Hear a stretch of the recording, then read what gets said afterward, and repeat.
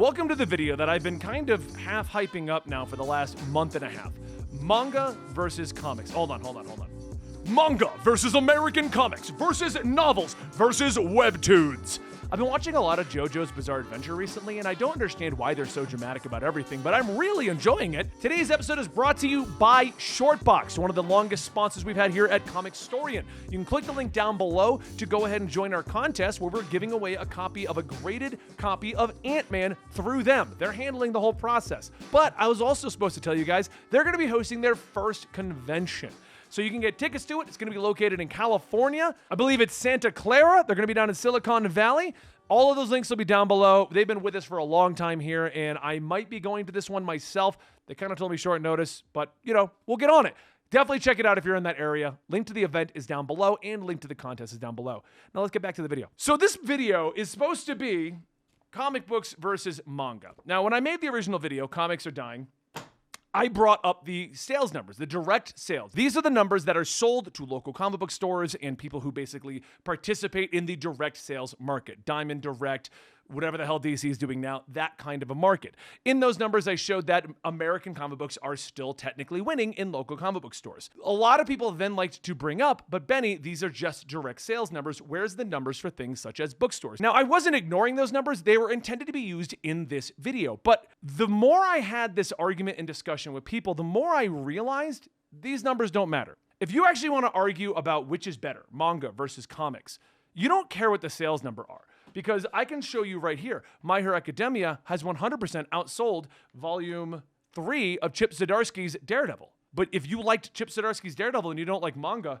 that doesn't matter. This is what you're going to be stating is the best thing in comics right now. And for those of us who are fans of Chip Zdarsky's Daredevil, I still think it's probably one of the best things that have come out in the recent years. And for those of you who are wondering, because my previous argument was that the market share at the end of the day will tell you who is selling the most units, period. The market share that I was going to bring up in the original video was 43% comic books, 24% manga, 15% kids, 8% author, and 8% digital. So if you want to know what the numbers were in the original video, that's what I was going to be working off of. You can deep dive into that all you want, but that's the point of sale. That includes box sales with your manga, stuff like that. The point I'm getting at is, when you start getting into the argument of manga versus American comic books, people just move the goalpost. And that is what I wanted to talk about in today's video, because I have a definitive, will decide the fate of all published books ever method of deciding which is better. And we're all going to agree that my method is going to be the de facto, no matter what, Benny decided it,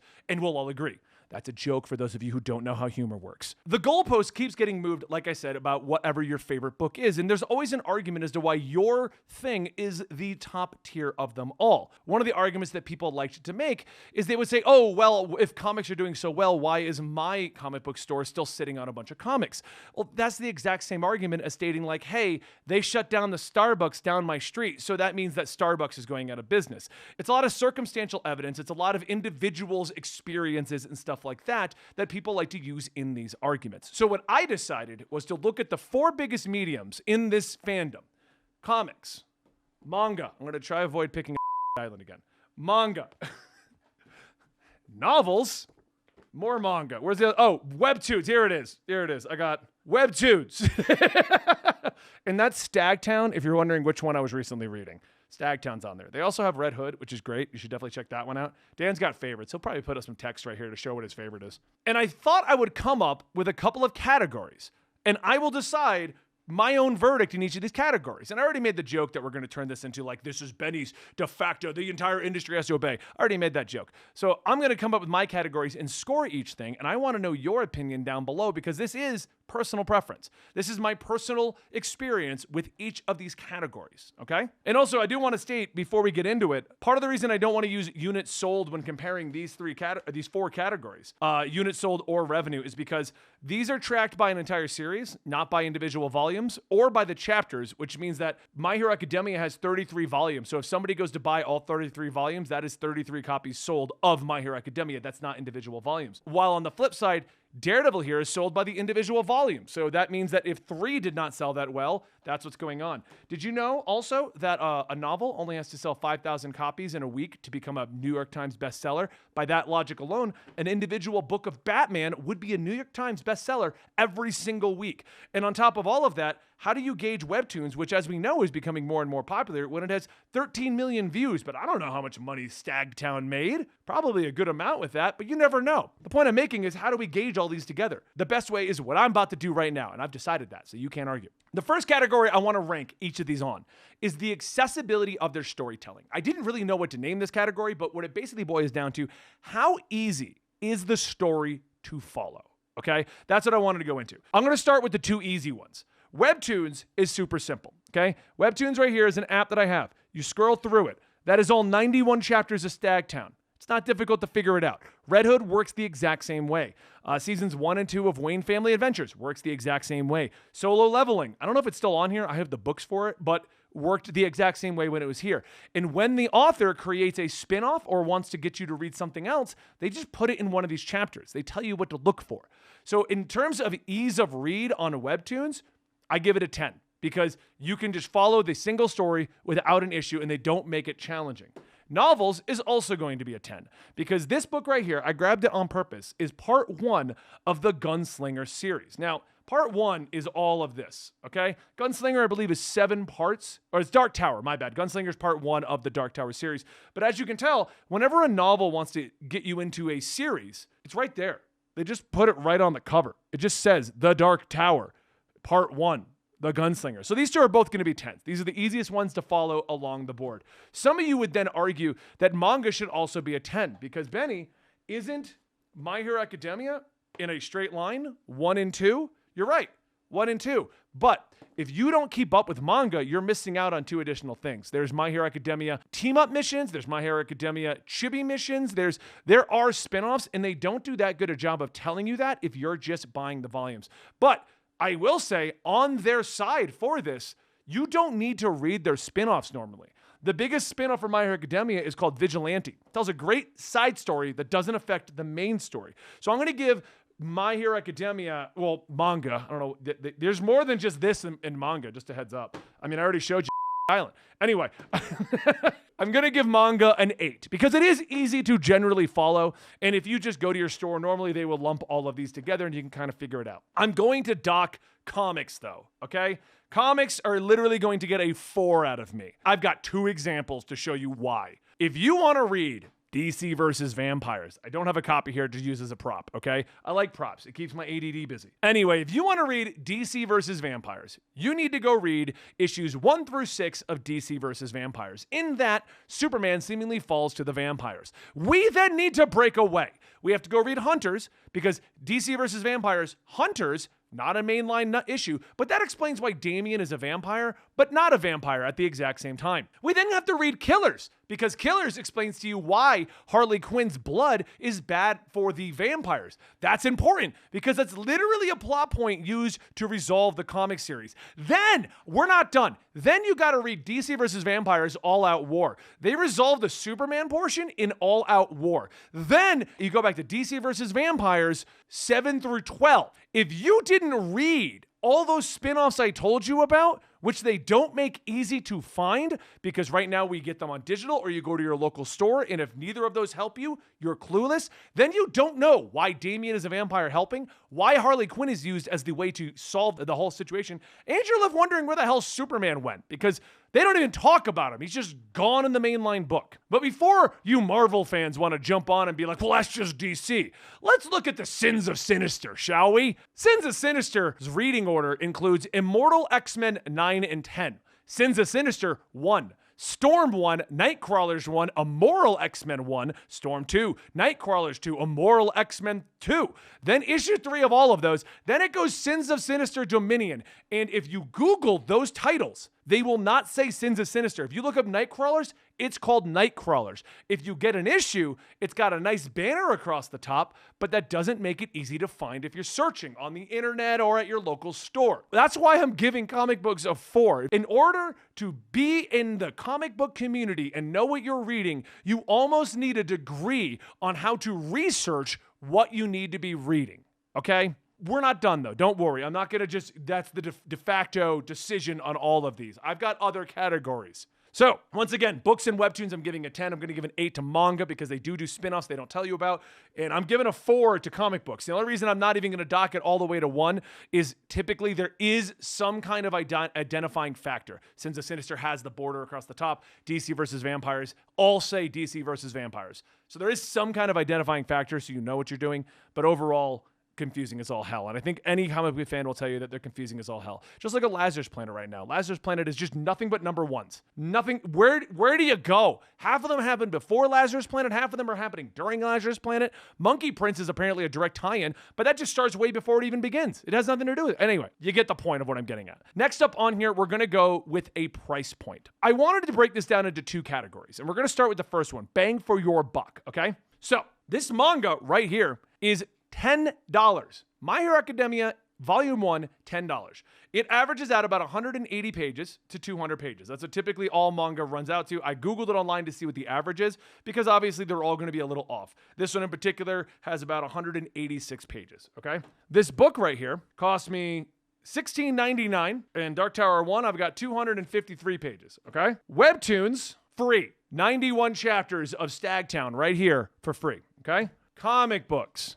Here's another problem. Comic books are $15.99, and this volume here, I think only has like 3 issues in it. This is probably one of the thinnest volumes I have. So we're not going to use this as our example. But on average, a graphic novel of a comic book will have 5 to 6 issues. 5 to 6 issues will come out to about 100 to 150 pages, depending on what those issues contained. That graphic novel will run you $15 to $20. Now, on top of that, an individual issue on average will run you $4.99, and you'll get about 22 pages. The biggest bang for your buck is going to be Webtoons.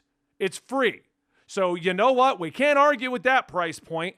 The way Webtoons work is you can directly support your individuals who are making your books here, or you can give them a fast pass. You give like a coin system. You give them stuff. I don't fully know how it works, but from a terms of a reader situation, you get so much free content on there. So that's a 10 right off the bat. Manga and books, I'm going to give a 9 because you get so much bang for your buck. $10, you get 180 pages of My Hero Academia. And manga, because of the quality, and that's what we're going to get to next, you can normally get cheap. You can get it like $7 for a book of manga half the time.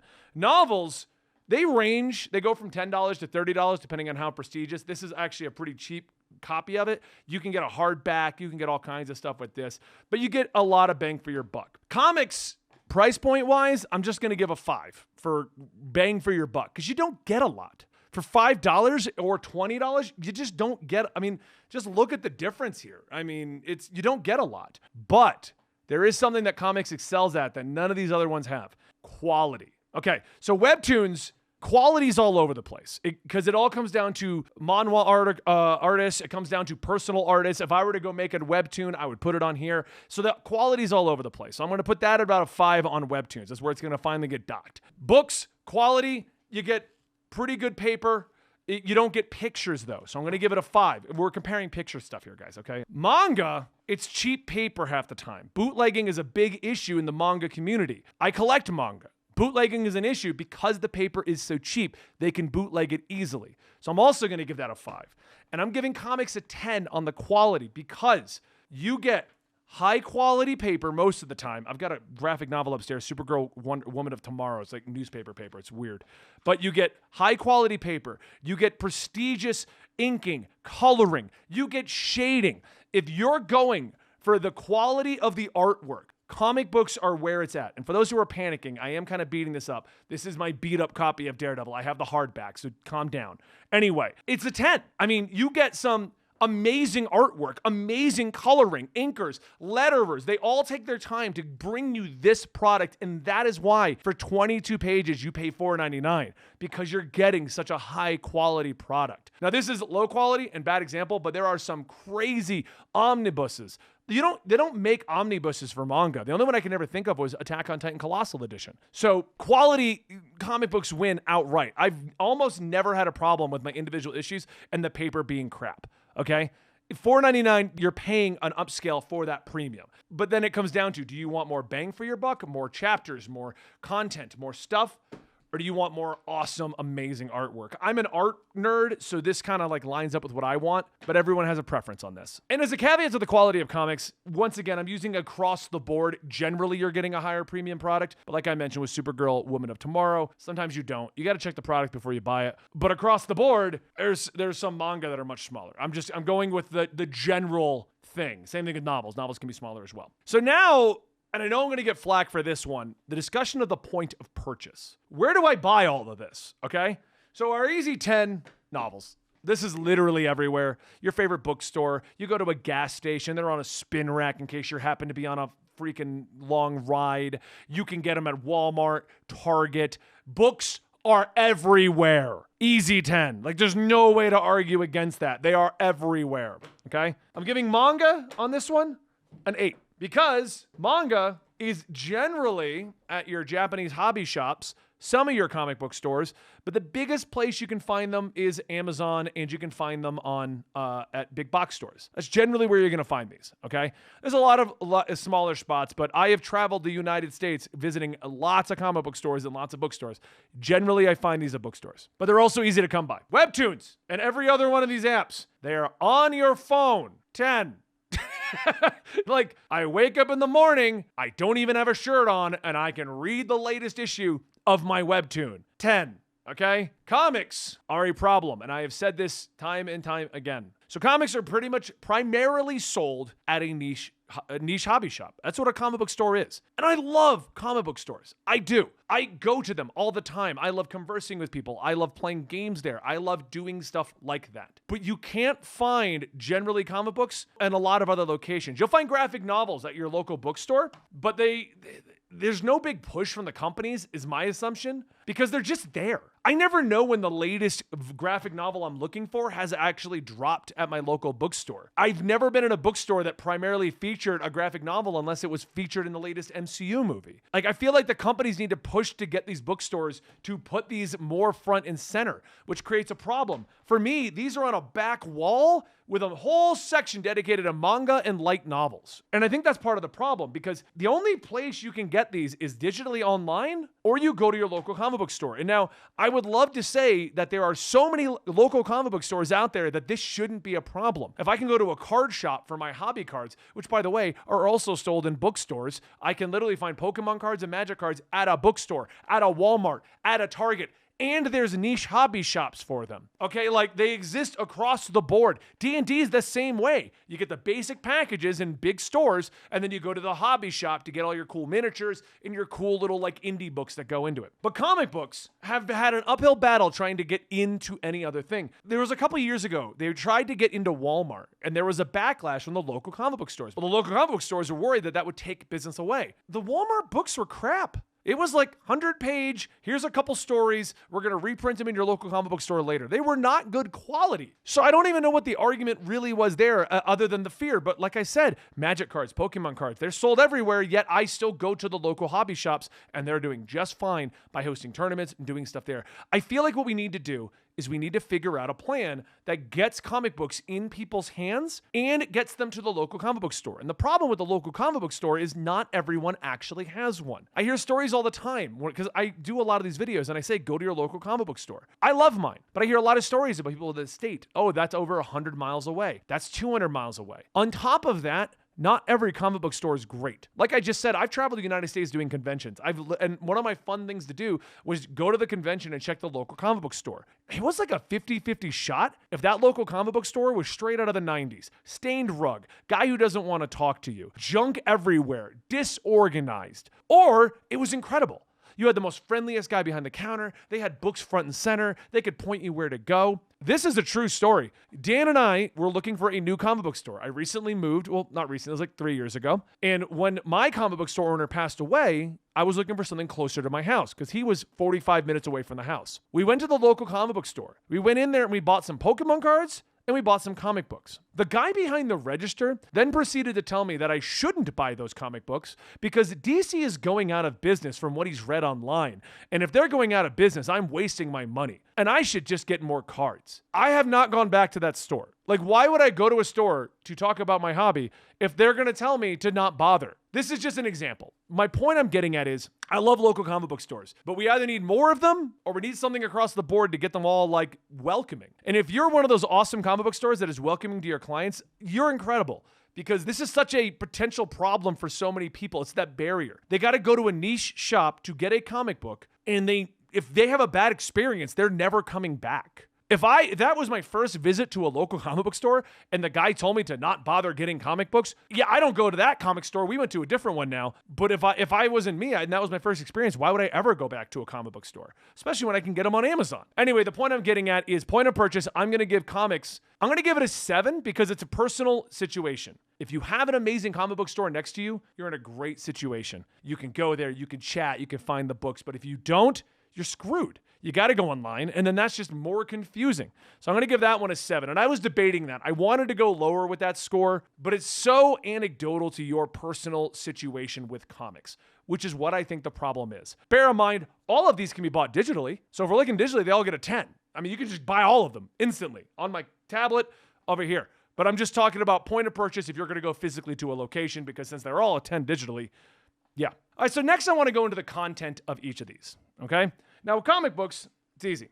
9 times out of 10, you know you're buying a superhero. If I buy Daredevil, I'm buying Daredevil. If I buy Radiant Black, you can look at the cover, see a superhero suit. You're getting a superhero comic book. You can also get things like Nice House on the Lake or Something's Killing the Children. Generally, with comic books, the big issue is you don't know what category or genre you're going into because comic books get lumped in as one big thing. If I go to the local comic book store, they're going to be indie, DC, Marvel. If I get a DC book, is it a rom-com? Is it a slice of life? Is this Marvel book a horror book? Which one of these is good for kids? DC tried to separate that by making the Black Label line a little while ago. That was going to be the mature line. But then they showed Batman's Wang and everyone freaked out, and now it's just maybe Elseworlds, maybe not storylines. That's the biggest issue I feel is going on with comic books and their content. It's that you don't really know what you're getting. Is this traditional Spider-Man, where he's going to be going around and saving the day? Or is this going to be Spider-Man dealing with dating Mary Jane and Black Cat? Or is this going to be Spider-Man going into the Spider-Verse? Or is this going to be Spider-Man dealing with a Native American totem that's going to make him have nightmares, which are monsters? All 4 of those are different Spider-Man books, and they all just say Spider-Man. But if I go buy Shonen Jump manga, My Hero Academia, you know you're getting a superhero-based storyline, and if you quickly look at it, it's they're set in school, so it's a schoolhouse adventure. But if I go by the Boys Love Fight Island, if you don't know what you're getting, you need to get out of the house more. If I go buy a book, this is a fantasy novel. It's in the fantasy section of the bookstore, and that's kind of what I'm getting at. When it comes to content, you need to know what you're buying, okay? You need to know, is this a classic Superman adventure or a Batman adventure, or is this the one where Batman's going to be tortured and kids shouldn't read it? That's the biggest issue I see when it comes to content with comic books. They're not clear on what genre they're in. This is in fantasy. It's also in the Stephen King section, which happens to be in horror. You can also get self-help books. You can also go get a romantic comedy. You know what you're getting with these. Fiction, nonfiction. It's very obvious. And Webtoons, because I feel like we haven't mentioned Webtoons in a while, wins again. They got tags. You just go, oh, this is a horror. If I go to the top page of Webtoons, it's going to be like, oh, do you want to read? Hold on. It's a lot of scrolling on Webtoons. It's my biggest complaint about Webtoons. There's so much on Webtoons. Comedy, slice of life, epic adventures, spotlighted, binge-worthy. And then they got tags in there. So if I click The Last Chase, I don't even know what this one is. But it will tell me what I'm getting into if I just scroll through it. They separate them all by genres, and I don't know why we haven't figured out a clear way to do that with comic books yet. Because I do feel like a lot of the complaints that come out of the current content of comic books is you don't know what you're getting. Whenever I hear the woke argument, I just shrug it off because people bring up the exact same 8 comic books. They don't tell me the latest thing going on over here or over there. It's the same 8 comic books that you always complain about. You as in the people who complain about woke comic books. There's 100 comic books released a month. But those 8 are going to be, oh no, we have 8 problematic comic books. They're not problematic, but you get what I'm saying. But I feel like part of that problem is you don't know what you're getting. So I'm going to get, in terms of genre, manga Webtoons and books are just going to get a 10 because it's simple. The genre's there. Manga, did you guys know that Cardcaptor Sakura was all about LGBTQ stuff and it got censored in America? That's not even new. Manga's been doing this stuff for a long time. You just need to branch out and look at the other books. So it's easy to find what you're looking for with those. Comic books makes it a little confusing. Comic books are primarily superheroes, but I am going to say I'm going to give comic books an 8 because they are superheroes. It's superheroes. You know what you're getting with superheroes. They just try to tell different stories within the superhero genre. Going all the way back to Ant-Man the movie being a heist movie, that's the kind of thing comic books try to do as a superhero in this situation. Here's Batman being deconstructed. Here's Batman being deconstructed and losing the city of Gotham. Here's Batman being deconstructed, but also has Robin. Here's Batman. You get what I'm saying. And that brings us to the last category. And this category, I'm going to give comics and books and webtoons a 5. And manga is getting a 10. This category is going to be called the related media category. So, you guys know that books get turned into movies all the time. When was the last time you knew directly that your movie was a book? They don't ever normally tell you.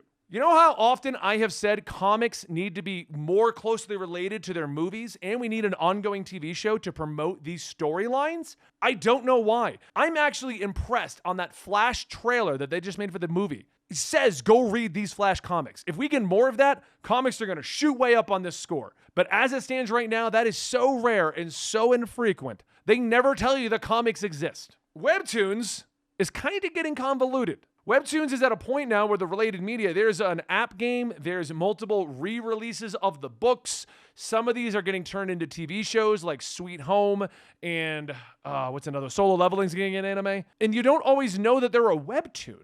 Like that's where, because Solo Leveling is now a manga as well. And you can go buy the manga or the manhwa or whatever they're pronounced. You can go buy it. Same thing with Lore Olympus. Lore Olympus, I saw the books at Barnes & Noble and they were like one of the best selling ever. And I'm like, what is this? It's a webtoon. But I didn't know until I looked into it. So they're making theirs also difficult to get back to what started it all, which is the point of them. They need to get back to webtoons to show you that's where it is. So maybe webtoons can get a little bit more credibility as a place to get your comics. But you know what does it best? And this is what I want to see American comics do. Manga. Manga is almost one for one the anime. And what manga does is they let the manga get way ahead and then they do episodes based on prior chapters. And they make minor changes which make it worth watching and reading if you're really into the stuff. Manga has always done that. They have always basically taken the manga, turned it into an anime. And what happened, and what a lot of people don't realize, well, some people do, you're going to be the ones that tell me in the comments I already knew that. But what happened recently and why we've got such a big boom of manga and anime here in America, okay? It's because of Netflix and Hulu.